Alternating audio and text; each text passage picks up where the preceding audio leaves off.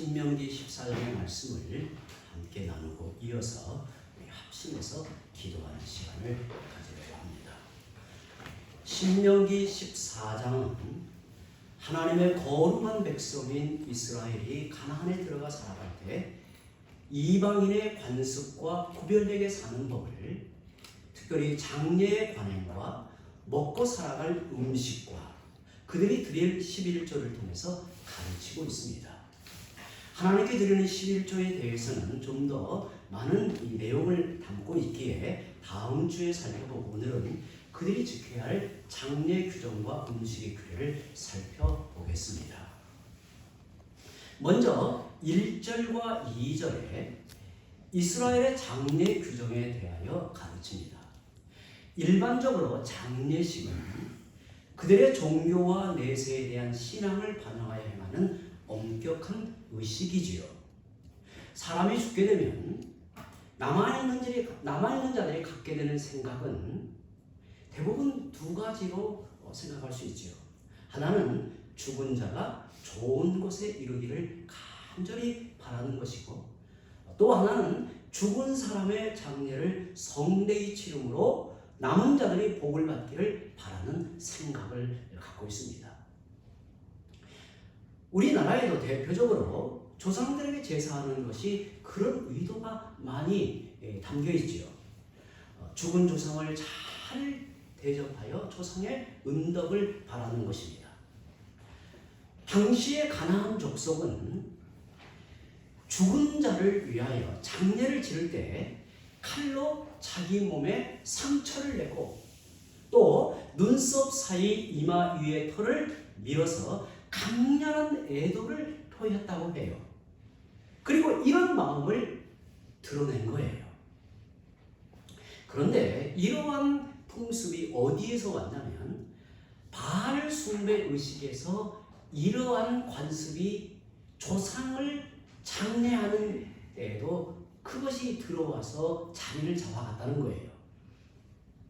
하나님은 이스라엘을 향해 너희는 나의 거룩한 백성이므로 이방인의 이런 풍습을 결코 따르지 말라고 하십니다. 이미 죽은 사람은 후손들에게 은덕을 베풀거나 화를 면하게 하는 그런 능력이 없지요. 없음에도 불구하고 그들은 그렇게 생각을 한 거죠. 이런 목적으로 죽은 자를 애도하는 것은 단순한 장례 문화가 아니라 모든 인생의 생사화복을 주장하시는 하나님과 그분의 거룩한 이름을 더럽히는 행위로 결코 따라해서는 아니 된다는 것을 가르치고 있는 것입니다. 오늘 우리들도 주의 백성으로서 장례를 치를 때 이러한 가르침의 정신을 잘 기억할 필요가 있습니다. 이어서 3절에서 20절에 정결한 음식과 먹어서는 안 될 부정한 음식을 구별하여 가르칩니다. 여호와 하나님의 거룩한 백성은 장례 의식에서뿐 아니라 먹고 사는 일상에서, 식생활에서 구별되어야 함을 가르치고 있는 교훈입니다. 이스라엘의 음식 규정이 오늘 읽은 말씀에 보면 굉장히 복잡하게 보이지만 정리해 보면 이렇게 나누어집니다. 크게 지상의 생물, 그리고 공중의 생물, 수중의 생물의 세 영역으로 나누고, 각 영역별로 허용된 짐승과 금지된 짐승의 기준과 종류들을 설명하는 방식이에요. 지상의 생물은 갈라진 국과 색임질이 기준이에요. 지상의 짐승들은 갈라진 국과 색임질이 기준이고, 수중의 생물은 지느러미와 비늘이 기준입니다. 그런데 공중의 생물은 특별한 기준이 없이 20가지 새의 종류를 나열하여 이것은 먹지 말라, 이렇게 말하고 있습니다.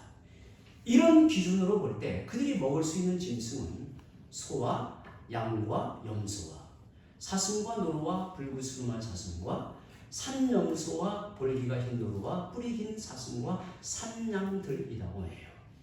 이와 다르게 색임질은 하는데 굽이 갈라지지 않은 낙타, 토끼, 사방. 이 사방은 오소리 종류입니다. 사방은 먹지 말고. 또 구분 갈라졌으나 책임지를 못하는 돼지는 부정하니 먹지 말라고 가르칩니다. 그리고 지느러미와 비늘이 없는 오류는 먹지 말라고 합니다. 그리고 새들 중에는 정한 새는 먹되 이 20가지를 이제 먹지 말라고 규정합니다. 독수리, 솔개, 물수리, 매, 새매, 매의 종류와 까마귀 종류, 타조와 타바모스, 갈매기와 새매 종류와 올빼미와 부엉이, 흰 올빼미, 당아. 당아는 펠리컨의 일종이라고 해요. 또 올응, 이건 흰물오리, 또 노자, 이건 가마우치를 말한다고 합니다. 또 학과 황새 종류와 대승과 박쥐와 날기도 하고 기어다니는 것은 너희에게 부정하니 먹지 말라고 합니다. 그리고 스스로 죽은 짐승의 고기는 너희가 먹지 말라고 해요. 스스로 죽었다는 말은 자연사한 짐승을 말해요. 이것은 먹지 말라 한 이유가 뭐냐면 피 때문인 것으로 우리가 생각이 됩니다. 쏟아내지 않은 피가 그 사체에 남아있기 때문에 그 고기를 먹으면 결국 피도 함께 먹는 셈이 되는 겁니다. 그런데 그것을 성중에 있는 머무는 객이나 이방인에게 주어 먹게 하거나 파는 것이 가능하다라고 말씀합니다. 그런데 여기에 엄격히 말씀하는 것들을 왜 먹을 수 있고 왜 먹을 수 없는지 그 기준이 분명하지 않습니다.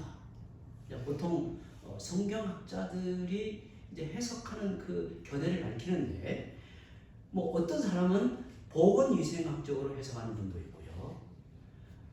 또 어떤 분은 영적 의미를 담아 풍유적으로 해석하는 분도 있습니다. 이 풍유적으로 해석한다는 말은 어떤 개념을 직접 표현하는 게 아니라 암시적으로 표현하는 수사법이에요. 그러니까 이와 같은 종류는 먹어라 할 때 거기에 영적인 의미가 담겨 있을 것이다 라고 보는 거예요.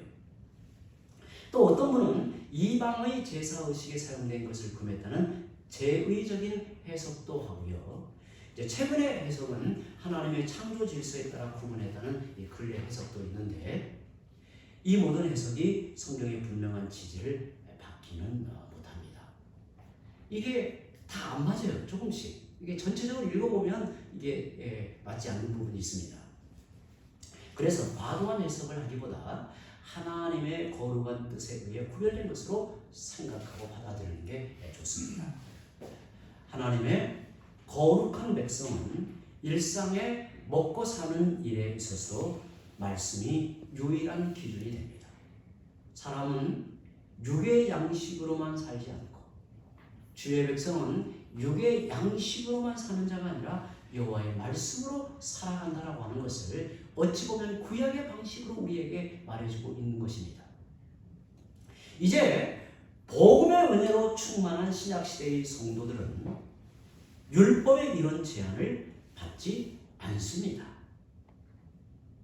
그리스도 안에서는 정함과 부정함의 구분이 사라집니다. 이제는 그리스도 안에 있는지 그렇지 않는지가 중요할 뿐입니다.